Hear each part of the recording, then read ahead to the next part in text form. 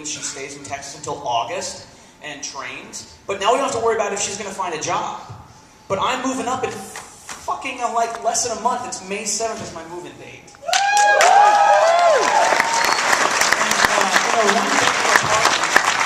The complex Christmas, and so I guess, I don't know, it'll be like my bachelor pad. I'll hang a fucking Nagel and a Klimt, and just, play Xbox, jerk off, and it'll be college all over. So it's like, should we do the story? Should we tell them? Should we do the thing?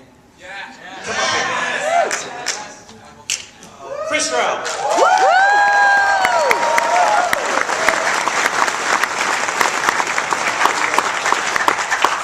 Tick, tick, tick, tick. All right. No, we're good. We're good. Oh, that's nice.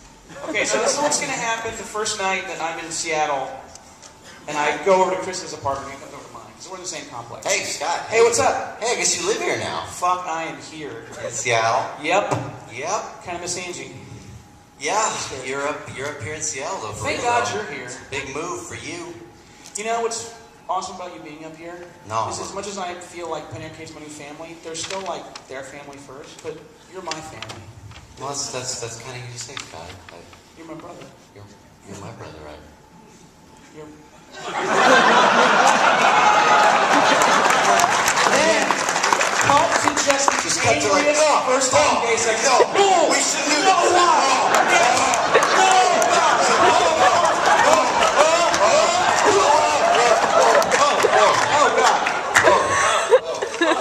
Wow. Shit. Okay, that was unexpected. Okay, we should not have done that. Nope. All right, that's fine. So I'm going to go. Yeah, all right. Okay, I'm going to go. Sure. Penny Arcade tomorrow. Cool. Well, I'll see you tomorrow. Okay. And I guess we'll, I'll see you on the complex. I'll see you around the complex, sure. And we're still having lunch yet. Well, we're going to sushi. We will get lunch. That is, yeah, that's fine. Of course, yeah. Clash the Titans on Friday? No!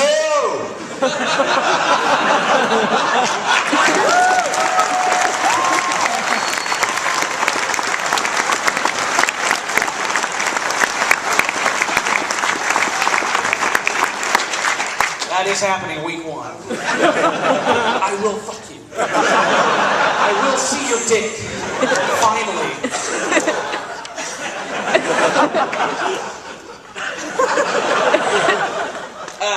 But no, I thought about it. Like, Up, the whole point of Up is when... I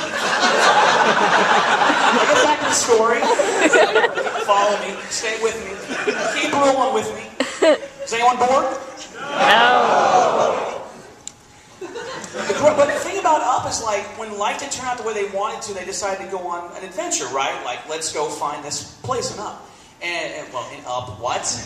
We'll go find Up. Let's go to the magical land of Up. That would be if it was like a DreamWorks movie, but it's Pixar, and they're awesome. So I'm like, oh fuck, Pixar got my letters. And there's a dog in it. I love dogs. So, but now I'm going on this adventure. Like Angie and I are taking this adventure. We don't need all that extra room. I know it costs more for a house in Seattle than it does in Texas, where everything's free, including intolerance and hatred of homosexuals. Everything's cheaper here because we don't have to worry about human rights, technology. Fuck a cow. It's so awful there. It's so awful there, and it's hot 50 days of the month. I see me cry again? No. Alright, so, Chow.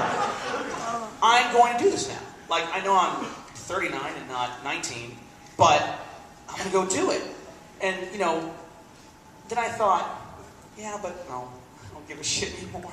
Like, I'm not going to go, I don't want to live downtown. I don't want to eat chowder. Walking off the street? Who the fuck is that performer? He's scary. Where's the goddamn Best Buy? Where is the Red Robin? Like, because Jerry's like, oh, there's a great place to live downtown. You come out down the street, there's a little market. I'm like, no, fuck you. Where is the goddamn Best Buy? I will need a DVD. At 8:45, I will need a Blu-ray. Not a market. I don't need jazz music in Seattle at 8:45. I need to be able to, when I realize that, fucking what is the movie that just came out? Anyway, something just came out on Blu-ray. When Up is out on Blu-ray, I need to go to Best Buy. But it was just so disappointing that, like, it's here. Like, what I wanted when I was 18 is here, and I'm like, don't want it. Missed it. I mean, I've got tons better, but it's like, I am not walking for fucking chowder. They will bring it to me. You got a bunch of extra stories on that one, so I'm marking it off. Where's chowder? Chowder. All right, we're on our way. All right, before John Boy story, Schulz Museum. I went to the Charles Schulz Museum, and it was a life-changing experience for me. And you have to understand that I had this really love-hate relationship with Charles Schulz and Snoopy, because I grew up wanting to be a cartoonist. He's probably, and I'm sure he's the same for every cartoon, he's probably the first cartoon you read. And then, I moved on to Garfield, and then Bloom County when I got older, like, that was so smart. And then Calvin and Hobbes, and his art was amazing. And then, but Snoopy's always with you, and Schulz is always with you. And you can't really appreciate Snoopy and what it represents until after you've been in cartooning for a while. I know a lot of people think that his work was kind of trite and boring, especially when he was closer to the end of his run. But what you have to remember is that it just seemed that way because comic strips caught up with him. Like in the 50s when he started, no one did kids talking like adults. Like, now that's everywhere. Like, it's dumb if kids don't talk like adults, right? But he started that. Nobody did that before. In fact, they were afraid of it. Like, you can't have kids talking like adults. Animals didn't talk. You didn't see their thought balloons. It was Buster Brown's dog, and you just followed him and barked. Or Little Orphan Annie's dog. Snoopy was the first dog that you heard his thoughts. So in the 50s, he did all these amazing things that everyone caught up with, and by the 80s, 90s, 2000s, it just seemed like, who gives a shit? Like, what is there in Peanuts? That's a big deal, because he was kind of out of his time at that point. But for the people that do remember that, namely old people, they don't like the new comics because, yeah, the South Park kids are talking like adults, but they're not saying anything interesting. They're being offensive. And, that they might, the older generation like my dad, they don't find that profound. So, all of the goddamn time. And PvP's tame, especially compared to Penny Arcade. I mean, I don't talk about, like, dinosaur rape in my strip. But... if you see a dinosaur rape strip in PvP, you know my father has died. In memoriam. Dinosaur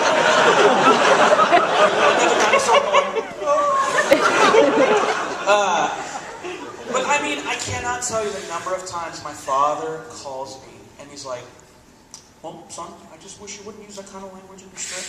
I don't understand why you have to do it. Your strip is so good, and you really make people think you're not just funny, and you're bigger than that, you're better than that. I don't understand why you got to bring your work down with that language, and why do you have to say those things?" And I'm like, "Dad, you say that.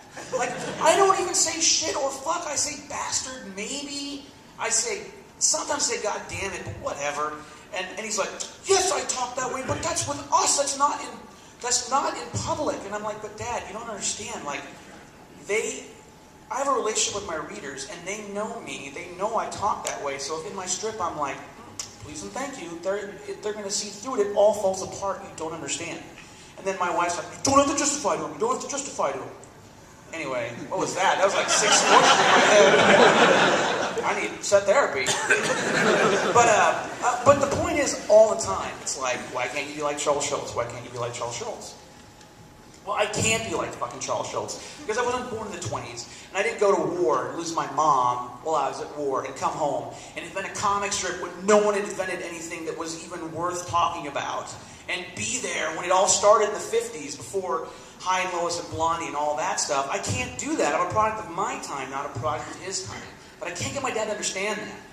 So, all of a sudden, out of the blue, I find out they have this thing called the Cartoonist in Residence Program at the Schulz Museum. And the Schulz Museum is run by Jean Schulz, who is the widow of Charles. And she put this museum together to kind of preserve his work, because they're running reruns of Snoopy, but the generations that were with it from the beginning are dying off. And she